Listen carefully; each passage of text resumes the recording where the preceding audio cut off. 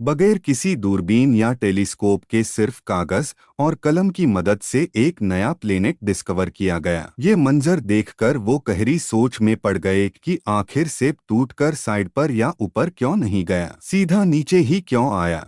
यही gravitation law सिर्फ हमारी दुनिया तक ही महदूद नहीं है, बल्कि ये पूरे सोलर सिस्टम और यूनिवर्स पे भी अप्लाई होता है। इसकी सबसे बड़ी और आसान एग्जाम्पल हमारे सोलर सिस्टम की है। सूरज के गिर्द घूमने वाले तमाम प्लैनेट्स सूरज से छोटे हैं, इसी वजह से वो इसकी तरफ अट्रैक्ट होते हैं और एक खास ऑर्बिट में इसके गिर्द चक्कर लगाते रहते हैं। अगर एक मिनट के लिए ये सोच लिया जाए कि चांद हमारी जमीन के गिर्द गर्दिश नहीं कर रहा बल्कि सिर्फ रुका हुआ है, तो मालूम है इसका नतीजा क्या होगा। चंद मिनटों में ही चांद हमारी जमीन से आ टकराएगा। जहां अर्थ की ग्रेविटी उसको अपनी तरफ खींचती है, वहीं उसके ऑर्बिट करने की वजह से गोल चक्कर लगाने की वजह से एक फोर्स पैदा होती है जो इसको बाहर की तरफ धकेलती है। इस फोर्स को सेंट्रीफ्यूगल फोर्स कहा जाता है। इसी तरीके से ही तमाम प्लैनेट्स भी सूरज के गिर्द ऑर्बिट करते हैं। इस प्लैनेट के इस सैयारे के ऑर्बिट में एक अजीब सी गड़बड़ नोटिस की गई। गड़बड़ ये थी कि ये न्यूटन के ग्रेविटेशन लॉ पे पूरी तरह अमल नहीं कर रहा था। ये अपने ऑर्बिट में एक खास पॉइंट पे आकर अपने आप इधर उधर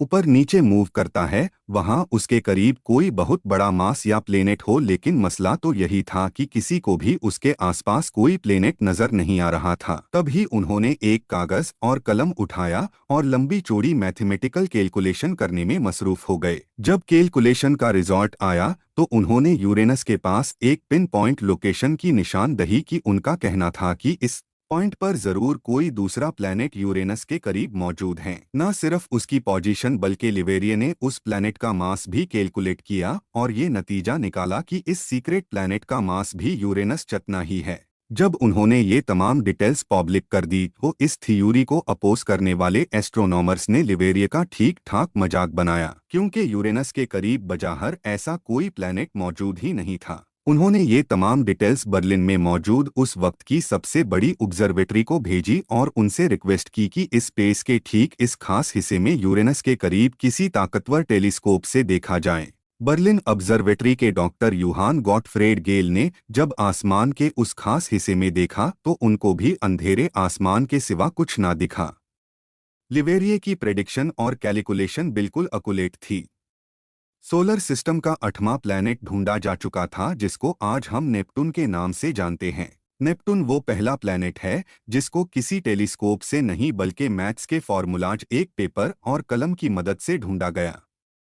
पर क्योंकि उस वक्त प्लैनेट और स्टार्स के नाम हमेशा देवताओं के नाम पर रखे जाते थे, इसी वजह से कई लोगों को इस नई प्लैनेट का नाम लिवेरिए से जोड़ने पर एतराज था। सबकी म्यूचुअल अंडरस्टैंडिंग के बाद इसका नाम रोमन देवता नेपट्यून के नाम पे रखा गया।